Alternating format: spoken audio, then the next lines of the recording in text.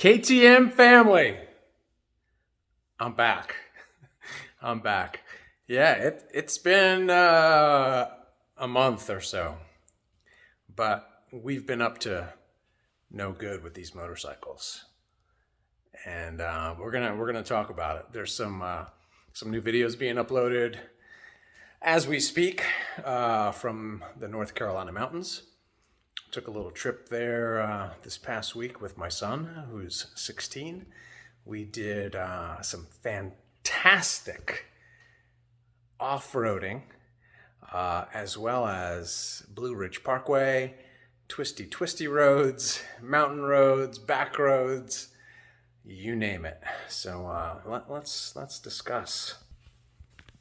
The KTMs have made it back in one piece, minus a little tire wear and some engine oil life. But both of these bikes performed flawlessly.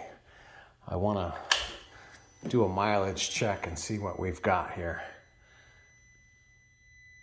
2100 even on the KTM 890 Adventure 2023 vintage, and my son's bike 2020 KTM 390, looking like, ooh, 4,044 miles.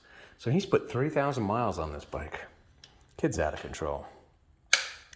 Hey, listen, we've made some minor changes on this bike I want to quickly discuss. I changed my GPS mount. So I used to have, the RAM mount with the ball gizmo. So I still have the Vanash GPS mount, which is fantastic, but I bought this adapter plate from Quad Lock, and I moved my Quad Lock vibration damper. Also put this adjustable knuckle, right? So I got it on there pretty tight, but you can adjust the angle. And I put the release up here. I still have one right there, which I don't use right now, but I just left it. So this performed really well. I really liked this way better than the arm that I had on there. Plus, it's a little bit shorter in distance, but it was a much better solution than that Ram ball, because this is a lot more robust. The vibration dampener worked fantastic. The only complaint, if I would have a complaint, is I had to crank down this knuckle pretty tight so the phone didn't move at all during off-roading.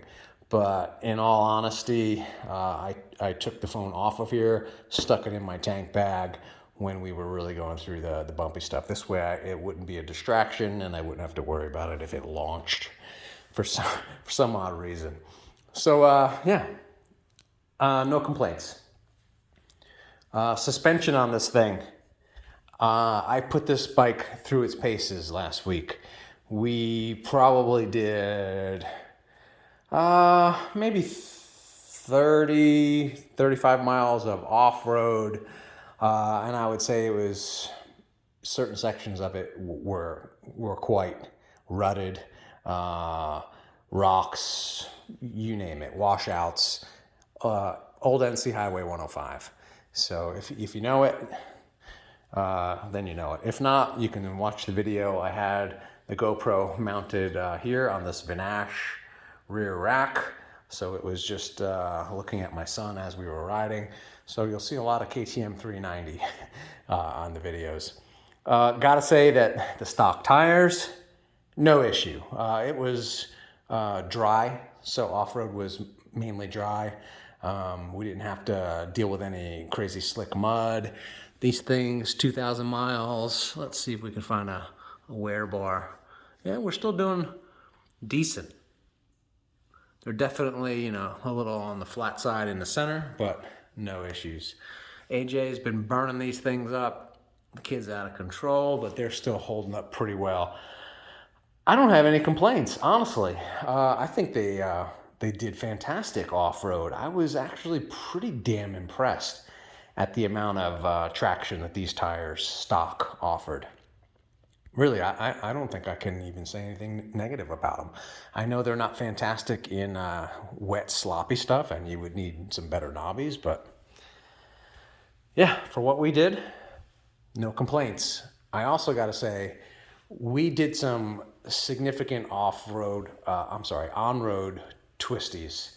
And for an adventure tire and a knobby front tire on the 890, I'm impressed. I mean, I don't know that I went much slower than I would on a bike with road tires.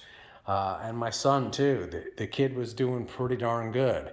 We left a lot of sport bike riders behind us when we were riding, and we weren't, I wouldn't say we were going above and beyond, but these bikes really perform exceptionally well with the tires that are on them. And until you ride this type of tire on the street, you would probably never think that they offer the amount of grip that they do. So kudos to these tires in stock form. I love them. I'm probably going to buy them again. I got to also say that the bar risers here, the Vanash bar risers, very, very comfortable off-road. No complaints whatsoever. I stole this idea from another video on both bikes. These are racket slip-on grips, and they fit the KTM handlebars impeccably well. I did it on my son's bike too. They don't move. They are just on there, and it offers an incredible amount of comfort and better grip over the stock plasticky rubber crap that's on there. And these are just, can you see? They just slip on, but they are so grippy that you can't move them. They are just there, but you can peel it back and see what's under it. So for $6 per bike, I was able to do both grips and add a lot of comfort. My son says 2 thumbs up on the windshield. I also have 0 complaints on anything that we've done. I left the seat in the high location the entire weekend when we were riding. Man, the only thing that I would say that I thought was a little bit different would be the off-road settings.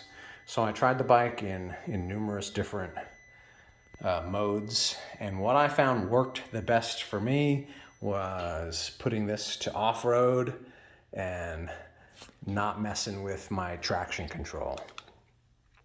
So if I just did ride mode and select off-road, I left it just like that. I didn't change the motorcycle traction control feature at all, because when I turned it off, I thought it was really choppy, and when it was on, it really did fantastic. Now that's the opposite of what my son found to be true. So on his bike, he absolutely had to turn off traction control, because as a lot of people know, the 390, I need to get this in the right mode. Rally, please. Oh, it wants me to turn the damn bike on. We'll get it later.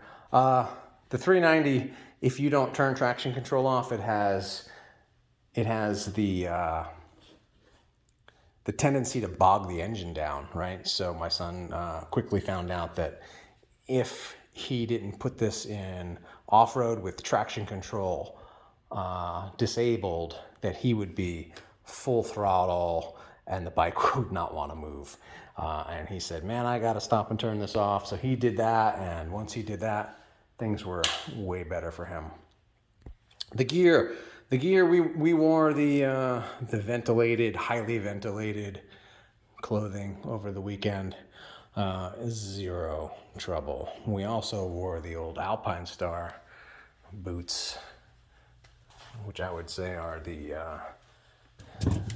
road / CE approved versions. We didn't wear the big stuff, and he didn't wear his big stuff, and we found for what we did, it worked out best. The only negative on the entire weekend was the trailer, unfortunately. So this is the Kendon ride-on trailer. You know, it's standing up in the garage. It towed fantastic on the way there. It towed fantastic on the way back. I frickin' love this trailer, but there was a piece of debris, and when I say debris, I mean a large metal bar in the roadway that we could not avoid, and we ran it over, and it flung up and significantly crushed one of the tubes here. It blew a hole clear through the floor here. It also dented this. So we have some repair work to do. Luckily, the 390 front wheel was sitting right here, and luckily it didn't damage the motorcycle. So I'm happy about that. I did find that mounting the spare tire up here, can you maybe get a better view? Mounting the spare tire up here allowed me to put both bikes on with absolutely no issues. Plenty of room, the tire didn't budge, and it was way better than leaving the tire mounted here, which would be underneath the trailer and impossible to get to if you needed it. And it also causes, or can potentially cause, some clearance issues. Another thing that I noticed were these swivel wheels. If you hit like a large bump, you're likely going to contact the swivel wheels. And I see that, you know, they've got little chips in the wheels where I know it made contact 1 or 2 times. So something to consider, you know, if you're hauling this trailer behind you, is clearance issues. So again, I didn't really have any issues until there was debris in the road and I couldn't avoid it. So it's not the trailer's fault by any means. I would recommend this thing. I really do think it's fantastic, and I love the fact that it weighs, you know, like 500 pounds, and behind the Jeep, man, the Jeep doesn't even know it's there. So that's what I've got to report. I think we're going to do some oil changes on these bikes. They've definitely been run pretty hard the last week. They've probably could use some air filter cleaning as well. So we'll do the fluids, check the air filters, and I think they'll be ready for the next one. So kudos to the 390, kudos to the 890, kudos to Mr.